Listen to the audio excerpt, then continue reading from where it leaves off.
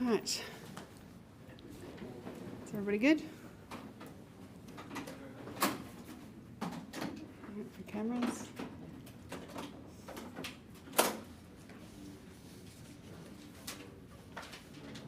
Okay, everybody good? All right, I'm pleased to be joined by our Chief Veterinary Officer, Dr. Beth Cookson, today to provide you all with an update on the H5 bird flu testing results from the CSIRO labs. We've just received an update from Dr. Cookson and I'm happy to advise, well not happy to advise, but I'm pleased to advise that the CSIRO testing has confirmed the detection of the H5 bird flu in an additional migratory seabird. This giant petrel was found at Roses Beach near Esperance in Western Australia. This brings the total number of confirmed H5 bird flu detections to 5 in all detections in migratory seabirds. So 4 of these detections were from seabirds found in Western Australia and the 1 seabird that was found in South Australia. As of this afternoon, there remains no new suspected positives from state testing. I also want to confirm that state testing on a sick migratory seabird in Victoria has today returned a negative result for the H5 bird flu. I want to again reiterate, there remains no evidence of any mass mortalities in wildlife. There is no evidence currently of infection in our poultry or agriculture systems, and there remains a low risk to human health. As I've said many times, given the spread of the H5 globally, it's not unexpected that other migratory seabirds may have also arrived at other locations along Australia's coastline. That's why our government has been preparing for this. We've invested over $113 million to boost our H5 bird flu preparedness as part of our $2 billion investments in additional biosecurity since we've come to office. Our response to bird flu has been both swift and coordinated, and as I've repeated, our national biosecurity response arrangements have been enacted, with states and territory governments managing the on-ground response. Again, I want to thank Australians for reporting the sick or dead birds over recent weeks. And reiterate again, if you see a sick or a dead bird or other animals, please do not touch them, avoid contact and record what you see and make a report to birdflu.gov.au. I hand to Dr. Cookson to say a few words. Thanks, Minister, and thanks everyone for the opportunity to provide an update today. As the Minister has mentioned, we have today confirmed that the 5th of the migratory seabirds that was under investigation has today been confirmed as positive by our Australian Centre for Disease Preparedness. So this means that there have been 3 others also confirmed in Western Australia and the 1 from South Australia. We want to be clear that there is no evidence of mass mortality at this stage. There is no infection in poultry or the wider agriculture industry, and the risk to human health remains low. As I've previously stated, the nation has been preparing for this outcome for a long time, and we have the benefit from learning from the international experience. My focus and the focus of my colleagues within the states and territories is to make sure that we are putting those learnings into practice and that our response is as appropriate as possible with the evidence that we've got available. This builds on Australia's long-standing emergency animal disease frameworks and national coordination mechanisms. Almost 100 negative tests have now been reported across the nation through the enhanced surveillance that's been undertaken since the first reported case. I do want to thank the members of the public for their assistance in reporting sick or dead wildlife. This is a sign of our strong biosecurity system working.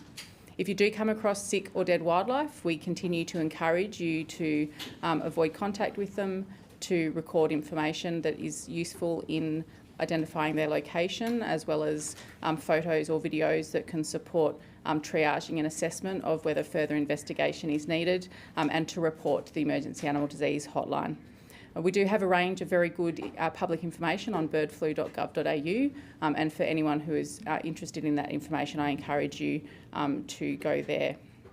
We are still in the investigative phase, and there will be information that will continue to emerge over the coming days and potentially weeks. We will continue to keep the public informed as any new information is available. Happy to take some questions. One maybe for Dr. Cookson, if I could start. Given that there's, I think it's fair to say quite a big geographic spread now of positive cases, could you, tell us what you think the chances are that that's the majority or all the infected birds that have arrived in Australia, or is it sort of inevitable that infected birds are landing that we're not finding? I think it's a real strength of our biosecurity system that we have detected these individual cases. Of course, I, like others, would acknowledge that these birds are active in our southern waters during this period of year, and the climatic conditions do mean that they are occasionally sighted on the southern shoreline. Our activities will continue to assess the situation over the coming weeks and months, including through enhanced surveillance to determine whether there has been any additional cases or spread into resident populations. There has been complaints in the media from South Australian tourism operators to say that they haven't had enough information to help them detect. What has been the outreach, apart from having the website and directing people to that? Has there actually been a proactive effort to educate people who are on the ground and might be able to help detection? Working very closely with our state and territory counterparts, so Western Australia and South Australian governments are leading the operational responses on the ground. They have increased their public information and communication. They're proactively holding webinars and other information resources with wildlife carers, with veterinary hospitals, with local governments and others who may be involved in observing animals on the ground. So I would encourage people to stay up to date with information that their state government's providing as well, and there are plenty of resources out there to assist people who require further information. And just that petrel that was found in Esperance on Roses Bay, that was one of 5 giant petrels there. We're told that the other ones were negative. Does there need to be retesting of those birds, or are we confident that they weren't suspected cases? Is that just a coincidence that there was 5 dead birds on the one beach? The test results, as you indicate, were negative for those birds. I think it's very difficult to speculate as to whether they were or were not infected. What we do know about the impacts of infection with something like bird flu on animals is that it can weaken them and make it so that they are unable to weather storms or other conditions that can bring them to the shore. So we won't be able to definitively rule in or out whether they were infected. I guess I would just reinforce that these are cases in the same sort of location in Esperance or around that Esperance area. There has been a very active response in that area, given that it is a site of high sightings, and it doesn't substantially change what we know about the current situation, which is that the detections so far have been in wild migratory seabirds, and that there's no evidence of spread to resident populations. That's our absolute priority at the moment.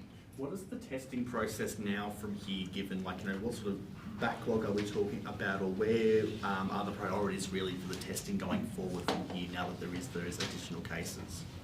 So I can start and hand to Dr. Cookson if you like. So certainly the process has been up to date has been because of the migratory birds, and because there's 5 essentially isolated migratory birds that evidence would suggest have arrived in Australia with the disease. We have been working with the states and territories. They're doing the testing on the ground and the triaging of the reports of dead birds and animals. And then if they get a positive, we then have been sending it to the CSIRO lab for the Australian Centre for Disease Preparedness for confirmatory testing. That process will continue until we have some trigger or evidence that we need to step up our response. And I'll hand to Dr. Cookson about what that might look like. Yeah, thanks very much for the question. As the reports to the Emergency Animal Disease Hotline increase, our state and territory counterparts are triaging those calls so that they can identify the highest priority for investigation.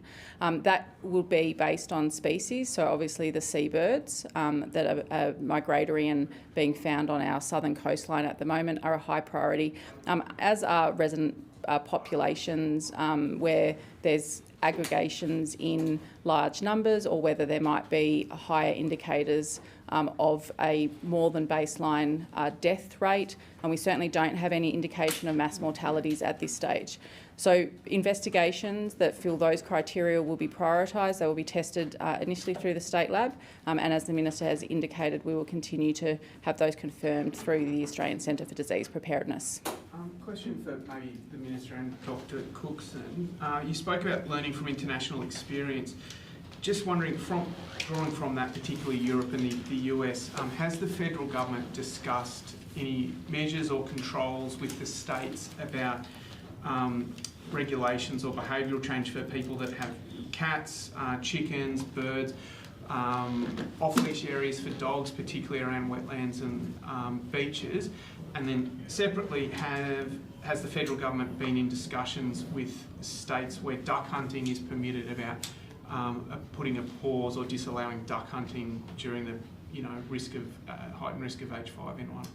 If that's okay, I'll start and then I'll hand to Dr Cookson. So certainly we have had obviously regular contact with the states through the Emergency Response Committee.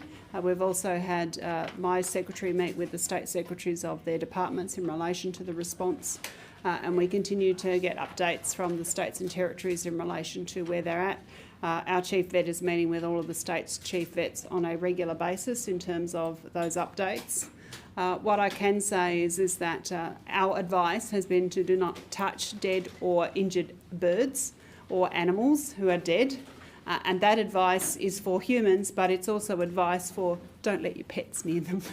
I would say, you wouldn't ordinarily take a dog off a leash in a national park or an area where there's dead wildlife. So, you just use your common sense and you adhere to, do not touch the dead birds or dead animals.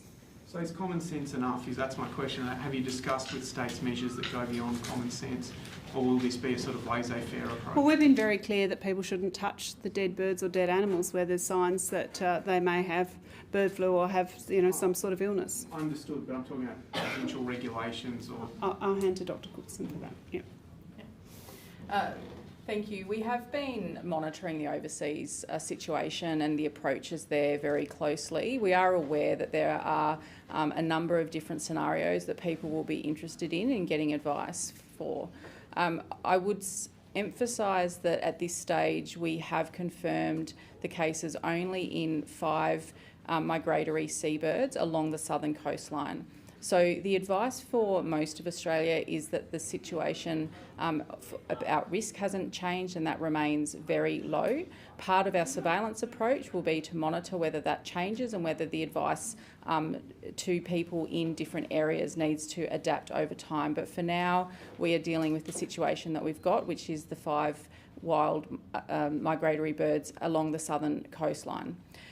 When it comes to the advice for those different groups, certainly we have prepared a lot of information for backyard poultry producers. There's some really practical steps that we would recommend regardless of the risk from bird flu in terms of enhanced biosecurity. So that's making sure that pens and aviaries are kept clean, that as far as possible netting or other material keeps wild birds or other rodents and pests out, that people practice appropriate hygiene, so washing hands and the like between interacting with their birds and other birds.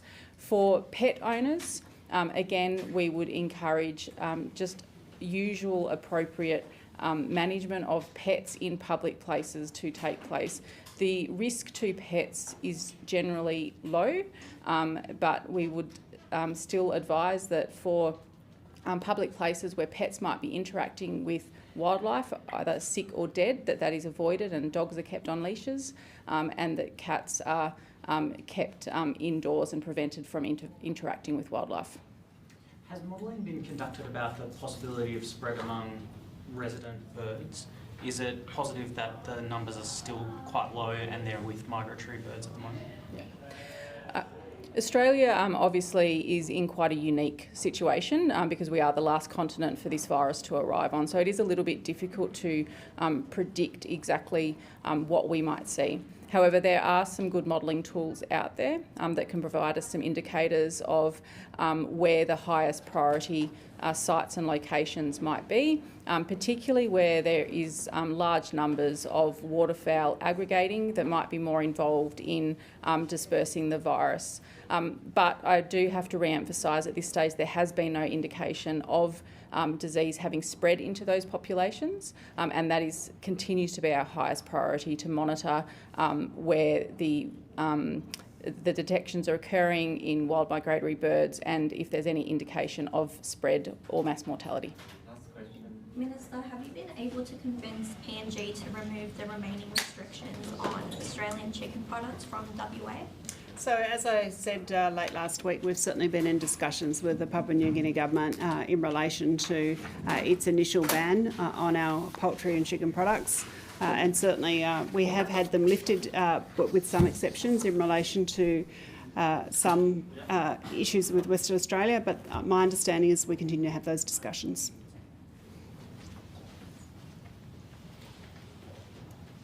Thanks very much. Thank you.